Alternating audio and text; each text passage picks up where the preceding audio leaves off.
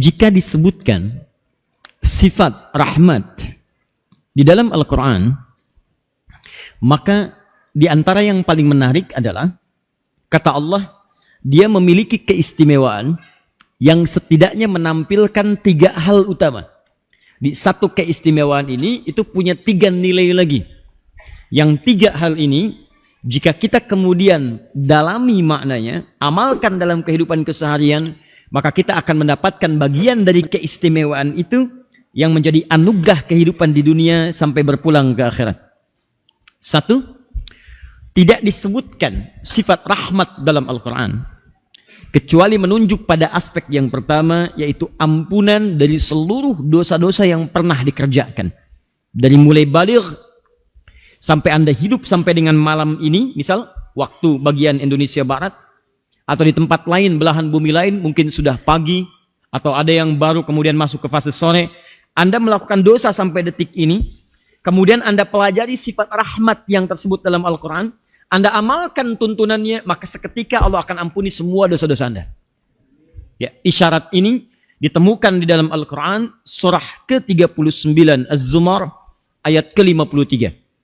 Ya, Allah sampaikan, qul li'ibadiyalladzina asrafu ala anfusihim la taknatu min rahmatillah. Lihat kalimatnya.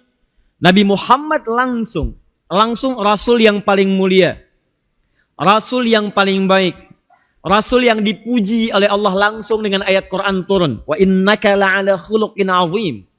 Rasul yang disebut oleh Allah teladan bagi semua makhluk. Awas, laqad kana lakum fi rasulillahi uswatun hasanah. Rasul yang dipuji oleh Nabi Ibrahim dan Nabi Ismail. Rasul yang disebutkan kemuliaannya oleh Nabi Isa. Dipilih Rasul terbaik untuk menyampaikan kepada seluruh umat manusia. Saking pentingnya rahmat ini, yang dipilih Rasul paling mulia. Kata Allah, kul, katakan Muhammad. Sampaikan.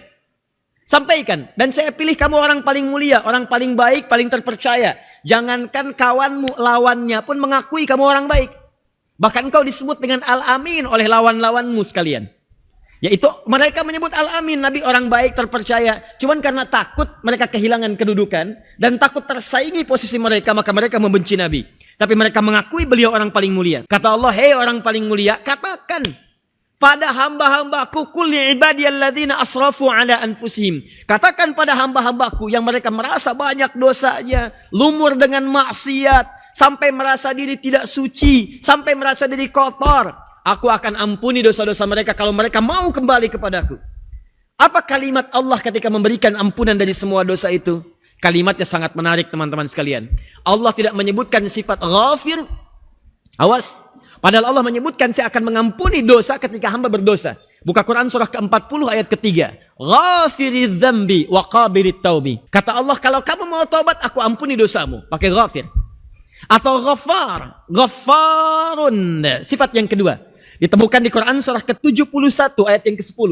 Faqultu astaghfiru rabbakum innahu kana ghaffara. Allah tidak menggunakan ghafir, tidak menggunakan ghafar atau ghafur. Innahu huwal ghafur rahim. Tidak menggunakan, lihat baik-baik, ghafir, ghafar atau ghafur. Tapi Allah mengatakan, la taknatu min rahmatillah. Rahmatnya yang diturunkan oleh Allah. Jadi kalau Allah sudah menurunkan rahmat pada seorang hamba, maka semua dosa yang pernah ia kerjakan diampuni seketika.